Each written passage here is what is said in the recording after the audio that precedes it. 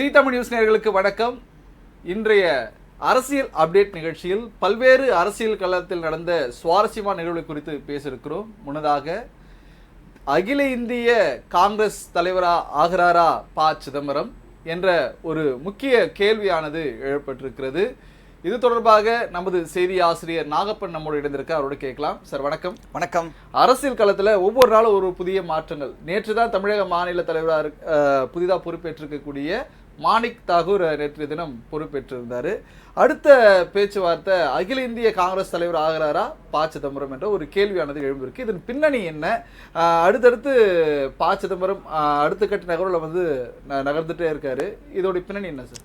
தமிழக காங்கிரஸ் கமிட்டி தலைவராக 2 பேருக்கு வாய்ப்பு இருக்கிறதா சொல்லப்பட்டது. ஒருவர் மாணிக்கம் தாகூர், இன்னொருவர் கார்த்தி சிதம்பரம். மாணிக்கம் தாகூர் ஏன் டிக் பண்ணாங்கன்னு எல்லோருக்குமே தெரியும்.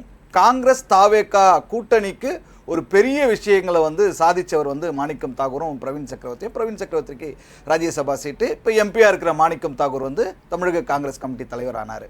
ஆனால் இதில் கார்த்தி சிதம்பரத்துக்கு ஒரு சின்ன வருத்தம் இருக்குது, தன்னை தலைவராக்கலை அப்படிங்கிறது இருக்குது. அதனால தான் அவர் அந்த பதவியேற்பு விழாவில் கூட பங்கேற்கலை அப்படிங்கிற ஒரு தகவல் இருக்குது. இன்னொரு பக்கம் விவசாய அணியினுடைய மாநில பொதுச் செயலாளர் ராஜன் மாணிக்கம் தாகூர் தமிழக காங்கிரஸ் கமிட்டியினுடைய தலைவராக நியமிப்பதற்கு எதிர்ப்பு தெரிவித்தும் கார்த்தி சிதம்பரத்தை தலைவராக நியமிக்காததை கண்டித்தும் தன்னுடைய பதவியை ராஜினாமா செஞ்சிருக்கார்.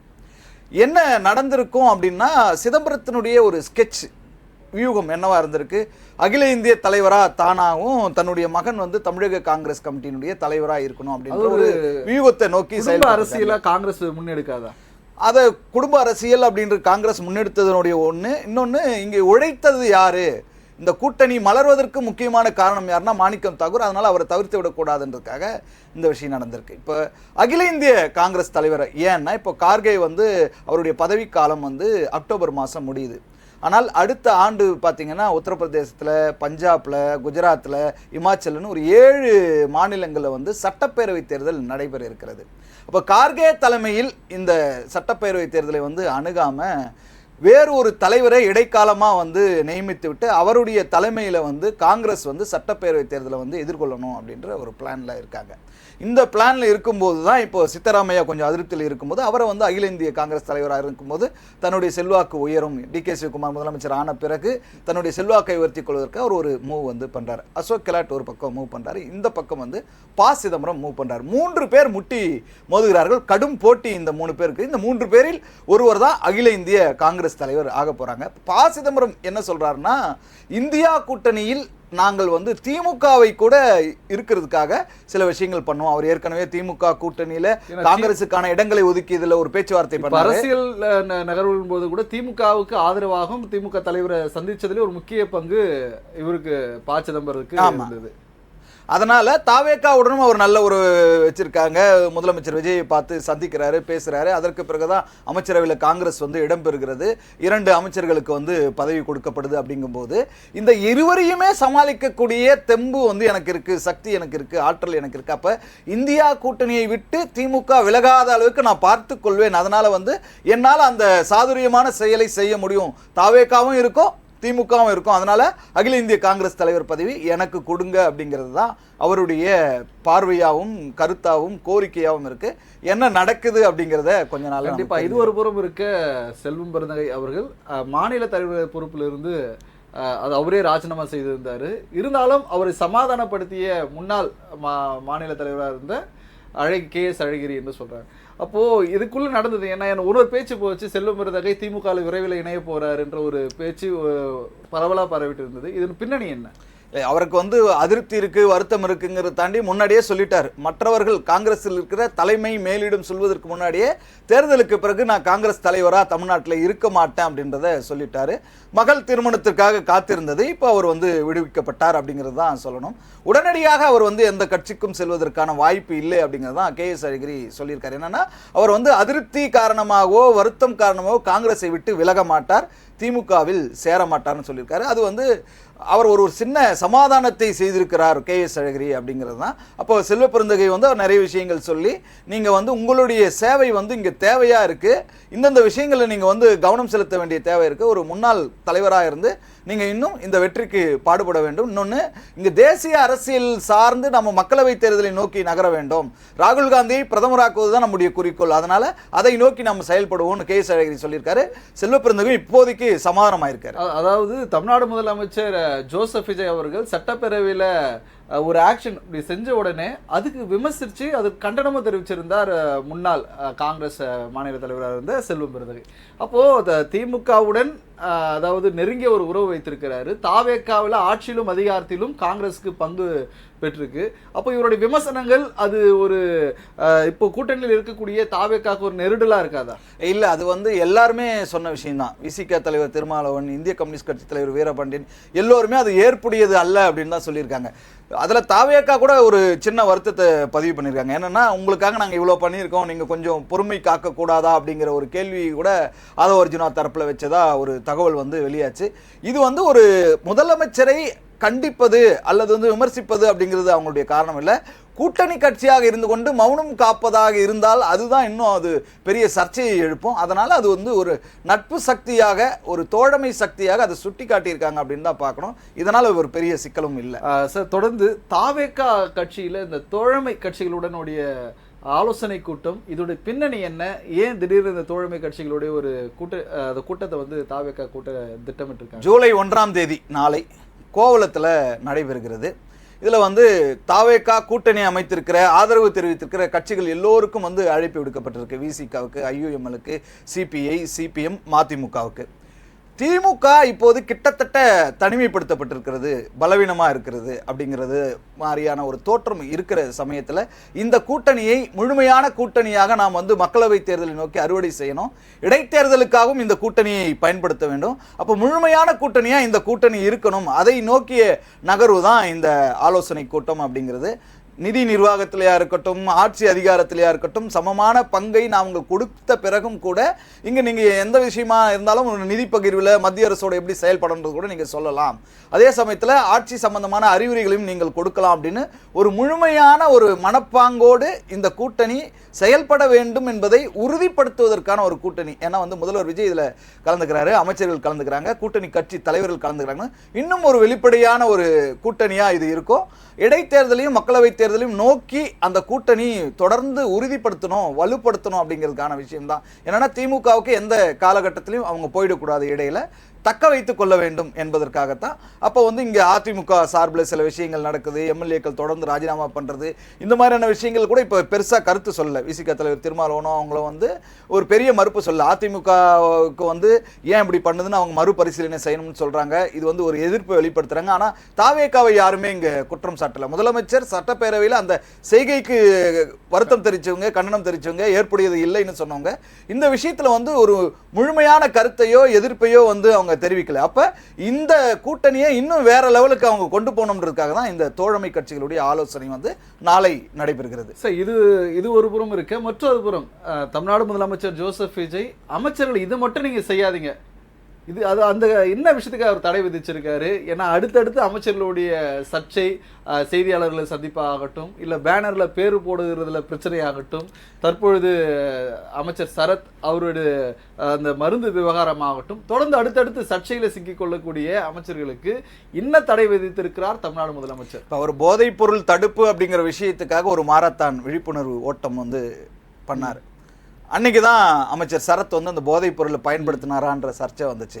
அவர் எதை முன்னெடுக்கிறாரோ அதை பின்னுக்கு இழுக்கிற மாதிரியான சில சம்பவங்கள் சர்ச்சையாயிடுது. அப்போ அவருடைய பதவி பறிக்கப்படுமா அப்படிங்கிற சூழல் இருக்கும்போது உண்மையான வெளிப்படையான நிர்வாகத்துக்கு தான் கேரண்டி அப்படிங்கிறது தான் முதலமைச்சர் விஜய் சொன்னது. இது தூய்மையான அரசு, ஊழல் இல்லாத அரசு, யாருடைய பணத்தையும் மக்கள் பணத்தை நாங்கள் தொடமாட்டோம், தொடரவங்களை விடமாட்டோம்னு சொன்னது தான். அப்போ இனிமேல் அமைச்சர்கள் வேற எந்த சர்ச்சையிலையும், குறிப்பாக இந்த ஊழல் லஞ்சம் மாதிரியான விஷயங்களில் சிக்கக்கூடாது, அந்த மாதிரியான தப்பை பண்ணக்கூடாதுன்றதுக்காக ஒரு தடையை போட்டிருக்கிறார், ஒரு உத்தரவு அப்படின்னு சொல்லலாம். என்னென்னா, வழக்கமான செலவுகள் அதற்கான கோப்புகளை நீங்கள் கையெழுத்திடலாம், இயல்பான கோப்புகள் என்னெல்லாம் இருக்கோ பண்ணலாம். புது கோப்பு ஏதோ ஒன்று வருது அப்படின்னா அது டெண்டர் சம்பந்தமானது, ஒப்பந்தம் சம்பந்தமானதுன்னா கையெழுத்து போடக்கூடாது. இந்த 6 மாதத்துக்கு நீங்கள் எந்த புது ஒப்பந்தத்திலையும் கையெழுத்து போடக்கூடாது அப்படிங்கிறது தான் அமைச்சர்களுக்கு முதலமைச்சர் விஜய் உத்தரவிட்டிருக்கார். காரணம், கடந்த திமுக ஆட்சியில் இருக்கிற ஒப்பந்ததாரர்கள் என்ன முறைகேட்டில் ஈடுபட்டார்கள்னு தெரியணும், கண்டுபிடிக்கணும். அவங்க அதே முறைகேட்டை இங்கே பயன்படுத்துவதற்கு வாய்ப்பு இருக்கு. மறுபடியும் அவங்க வந்து சிக்கலை உருவாக்குவார்கள். அப்போ ஊழல் லஞ்சம் அப்படிங்கிறத துறை அதிகாரிகள்கிட்டையும் போகக்கூடாது, அமைச்சர்கள்கிட்டையும் போகக்கூடாது. இந்த இரண்டு விஷயங்களையும் தடுக்கணும் அப்படிங்கிறதுக்காக 6 மாதங்களுக்கு வழக்கமான நிதி செலவுகள், தின செலவுகள், இதற்கான கையெழுப்புகள் போடுங்க. இயல்பான கோப்புகளில் வந்து நீங்கள் வந்து கையெழுத்து போடுங்க. புதுமையான கோப்பு, ஒப்பந்தம் சம்பந்தமான, டெண்டர் சம்பந்தமான கோப்புகளில் கையெழுத்து போடக்கூடாது அப்படிங்கிற உத்தரவை தான் முதலமைச்சர் விஜய் பிறப்பிச்சிருக்காரு. இது தொடர்ந்து அதாவது தாவேக்காவுடைய பொதுச் செயலாளராக இருக்கக்கூடிய புசி ஆனந்தும் வந்து எல்லா அமைச்சர்களும் வந்து கூட்டி கண்டிச்சுதான் வந்து சொல்லப்படுது. இது போல சர்ச்சைகள் வீடியோல வந்து அவங்க அந்த பெயர் மாற்ற சொன்னது, இது போல சர்ச்சைகளை வந்து சின்ன சின்ன விஷயங்களை வந்து கவனமாக அந்த போஸ்டர் சர்ச்சைலாம் இருக்கு. எந்த அமைச்சரை முன்னாடி போடுவது, அது மாவட்ட அமைச்சரை போடுவதா அல்லது மாவட்ட செயலாளராக இருந்து கொண்டு அமைச்சராக இருப்பவங்க வந்து போடுறதா, பக்கத்து மாவட்ட அமைச்சரை போடுறதா, இந்த கிரேடு பிரச்சனை, அந்த போஸ்டர்ல யாருடைய படங்கள் பெருசா போடுறது சின்னதா போடுறது, இந்த மாதிரியான சிக்கல்கள்லாம் இருக்கும்போது அவர் ஒரு அறிவுரையை வந்து கொடுத்திருக்காரு. மிக சரியாக செயல்பட வேண்டும், பூசல்கள் இருக்கக்கூடாது, உட்கட்சி பூசல்கள்ல. ஏன்னா இப்ப நிறைய மாற்று கட்சிகள்ல இருந்து வரும்போது தங்களுக்கான முக்கியத்துவம் குறைந்து விடுமோன்ற ஒரு பயமும் பதற்றமும் விரக்தியும் வந்து தாவேகா தொண்டர்களுக்கும் நிர்வாகிகளுக்கும் வந்துவிடக் கூடாதுன்றதுக்காக ஒரு பொதுவான ஒரு அறிவுரையை அவர் கொடுத்திருக்காரு. முடிந்த அளவுக்கு வந்து நம்ம இணக்கமாக செயல்பட வேண்டும் என்ற ஒரு ஆலோசனையும் வந்து அமைச்சர் புசி ஆனந்த் சொன்னார். இது ஒரு புறம் இருக்க, கரூர் செல்கிறார் தமிழ்நாடு முதலமைச்சர் ஜோசப் விஜய். அதற்காக வகிக்கப்படும் யூகங்கள் என்ன? கரூர் அவர் வந்து எப்போ செல்வார் அப்படிங்கிற கேள்வி தான் இருந்தது. 41 பேர் பலியான நிலையில் அவர்களுக்கு ஆறுதல் சொல்ல செல்வார் அப்படின்னு எதிர்பார்க்கப்பட்ட நிலையில் முதலமைச்சரான பிறகு 10-11ஆம் தேதியில் போகிறார் அப்படிங்கிற தகவல் வெளியாகி இருக்கிறது. ஏற்கனவே அந்த குடும்பத்தினரும் வீடியோ காலில் பேசினார், மாமல்லபுரம் அழைத்து வந்து பேசினார், சந்திச்சார்.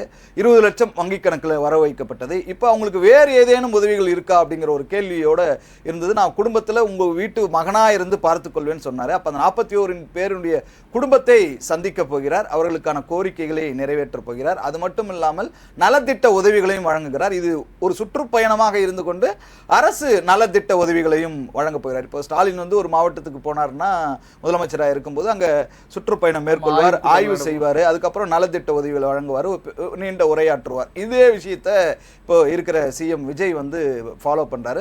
இதில் ஒரு புது வியூகம் இருக்கு. இடைத்தேர்தலும் இப்போ கரூருக்கு இருக்கிறதுனால கல அரசியலில் புது வியூகமாக இப்போ வந்து அந்த விஷயத்தை பண்ணணும். அடுத்தடுத்து ஒவ்வொரு மாவட்டத்துக்கும் சுற்றுப்பயணம் செய்வது, ஆய்வு செய்வது, நலத்திட்ட உதவிகள் வழங்குவது, தேர்தலில் வாக்களித்த மக்களுக்கு நன்றி கூறுவது, இப்படி பல காரணங்களோடு கட்சி அரசியலும் சரி ஆட்சியும் சரி சேர்த்து வந்து அவர் நன்றி சொல்லும் விதமாகவும் ஆய்வு செய்யும் விதமாகவும் இப்போ முதலமைச்சர் வந்து பயணப்படுகிறார். இது ஒரு புறம் இருக்க, திமுக இடைத்தேர்தலினாலே திமுக பல கட்ட வியூகங்களை வகுக்கிறது உண்டு. இதில் திருச்சி கிழக்கு தொகுதியில் போட்டியிட முன்னாள் அமைச்சர் நேரு தலைமையில் வந்து ஒரு செட்டு ஒன்று அமைச்சிருக்கிறாங்க. அதாவது எப்படியாவது இந்த திருச்சி கிழக்கை திமுக வசம் ஆக்க வேண்டும் என்றதில் ஏற்கனவே முன்னாள் அமைச்சர் அன்பில் மகேஷ் பொய்யாமொழி உறுதி எடுத்திருக்காரு. இப்போ நேரும் வந்து அதுக்கான உறுதி எடுத்திருக்கா சொல்கிறாங்க. இது ஒரு பின்னணி என்ன, இன்ன யூகங்கள் திமுக வகுத்திருக்கு? முதலமைச்சர் விஜய் வந்து சட்டப்பேரவையில் பேசும்போது உங்கள் அப்பாவை காணோம் அப்படின்ற ஒரு குட்டி கதையை சொன்னது பெரிய அளவுக்கு சலசலப்பையும் சர்ச்சையும் உருவாக்கின போது முன்னாள் அமைச்சர் நேரு சொன்னார், அப்பா சட்டமன்றத்துக்குள் வருவார் அப்படின்ட்டு. திருச்சி கிழக்கு இடைத்தேர்தலில் திமுக சார்பில் யாரை நிறுத்த வேண்டும் அப்படிங்கிற கேள்வி இருக்கும்போது அதுக்கு பொறுப்பாளராக முன்னாள் அமைச்சர் அன்பில் மகேஷ் பொய்யாமொழி இருக்காரு. முஸ்லீம் வேட்பாளர் நிறுத்த வாய்ப்பு இருக்குது, அல்லது அன்பில் மகேஷ் பொய்யாமொழியே நிறுத்தப்படுவதற்கு கூட வாய்ப்பு இருக்குது அப்படின்னு சொல்லப்பட்ட நிலையில் தான் அங்கே வந்து நேரு சொல்கிறார் வந்து முன்னாள் முதலமைச்சர் ஸ்டாலின் நிறுத்த வேண்டும்னு. அப்பா சட்டமன்றத்துக்குள் வருவார், இது உறுதின்னு அவர் சொன்னதுக்கான காரணமே இந்த வியூகம் தான். இது சம்பந்தமாக முன்னாள் முதலமைச்சர் ஸ்டாலினும் அவரது மனைவி துர்கா ஸ்டாலின் கூட பேசியிருக்காரு. இன்னும் வந்து ஸ்டாலின் தரப்பிலே அதற்கு வந்து எஸ் சொல்லப்படவில்லை, அதே சமயத்தில் நோ சொல்லப்படவில்லை. அவர்கிட்டயே கேள்வி கேட்கும்போது நீங்க இந்த முடிவை எடுத்திருக்கீங்களா, நிற்க போறீங்களா, இன்னும் முடிவு எடுக்கவில்லைன்னு தான் சொல்லியிருக்காரு தவிர நிற்க மாட்டேன் அப்படின்ற ஒரு பதிலை அவர் சொல்லவில்லை.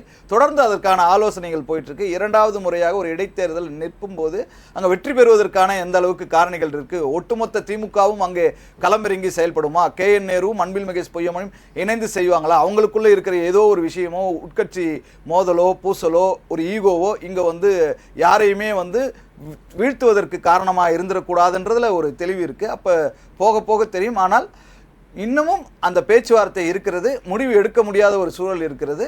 ஒருவேளை முன்னாள் முதலமைச்சர் மு க ஸ்டாலின் போட்டியிடுவதாக இருந்தால் ஒட்டுமொத்த திமுகவும் அங்கே களம் இறங்கி அவர் வெற்றி பெறுவதற்காக உழைப்பதற்கு தயாராக இருப்பாங்க. இப்போ இது ஒரு புறம் இருக்கு. மற்றொரு புறம் புதிதாக அரசியல் அமைப்பை துவங்கி இருக்கக்கூடிய முன்னாள் தமிழக பாஜக தலைவர் அண்ணாமலை, இப்போ அவரு மனம் மாறுகிறாரா அண்ணாமலை என்ற ஒரு கேள்வி வந்து எழுந்திருக்கு அரசியல் வட்டாரங்கள்ல. ஏற்கனவே பாஜகல இருந்து பலர் அண்ணாமலையுடைய இயக்கத்துல இணைந்திருக்கக்கூடிய நிலை, வி ஆர் த லீடர் என்ற அந்த இயக்கத்துல இணைந்திருக்கக்கூடிய நிலை. தற்பொழுது மனம் மாறுகிறாரா அண்ணாமலை, பி.எஸ். சந்தோஷ் சமரசம் செய்கிறார் என்ற ஒரு தகவல் வெளியாக இருக்கு. இதோடைய பின்னணி என்ன? பி.எல். சந்தோஷ் பேசுனது உண்மை. என்ன நடந்திருக்குன்னா, இப்போ மத்திய நிதியமைச்சர் நிர்மலா சீதாராமன் கடந்த 2 நாட்களுக்கு முன்னே தமிழ்நாட்டிலையும் புதுச்சேரியிலும் நிறைய நிகழ்ச்சிகளை கலந்துக்கிட்டாங்க. அப்போ பாஜகவில் இருந்து அண்ணாமலை இயக்கத்திற்கு ஏன் நிறைய பேர் போகிறாங்க அப்படிங்கிற கேள்வி வந்து எழுப்பினாங்க. மாவட்டத்தில் அலுவலர் இருந்த வசந்தராஜன் கோவை தெற்கு மாவட்ட முன்னாள் தலைவராக இருந்தார், மாநில செயலாளர் சுமதி வெங்கடேசன் இணைஞ்சாங்க, கருணாகராஜன் மாநில துணைத் தலைவராக இருந்தவர். இவங்க எல்லாருமே அண்ணாமலை இயக்கத்துக்கு போயிட்டாங்க. என்ன காரணம் அப்படின்னு கேட்கும்போது, தலைமை மீதான அதிருப்தி, மாவட்ட அளவிலான தலைமை, மாநில தலைமை மீதான அதிருப்தி, இன்னொரு பக்கம் அண்ணாமலையை பிடிக்கும் அப்படிங்கிறதுக்காக. அப்போ அண்ணாமலையை விமர்சனம் செய்வதை விட்டுவிட்டு அண்ணாமலையை விட்டுவிட்டு ஏன் இவங்க அணியாக போகிறார்கள் அப்படிங்கிற விசாரணையை வந்து நிர்மலா சீதாராமன் தொடங்கிய போது பி.எல். சந்தோஷ் தொலைபேசியில் பேசியிருக்காரு. இப்போ வி ஆர் த லீடரில் 18 லட்சத்துக்கும் மேற்பட்டோர் இணைந்திருக்கிற நிலையில் நீங்கள் இப்பயும் உங்களுடைய முடிவை பரிசீலனை செய்யலாம். ஏன்னா நீங்கள் பாஜக விட்டு வெளியே சென்று விட்டீர்கள், ஒரு இயக்கத்தை ஆரம்பிச்சிருக்கீங்க, கட்சியாக போக போகிறீங்க. இதனால் உங்களுக்கும் எந்த சாதகமும் இல்லை, பாஜகவுக்கும் எந்த சாதகமும் இல்லை. உங்களுடைய முடிவை பரிசீலனை செய்யுங்கள், கடைசி ஒரு வாய்ப்பு.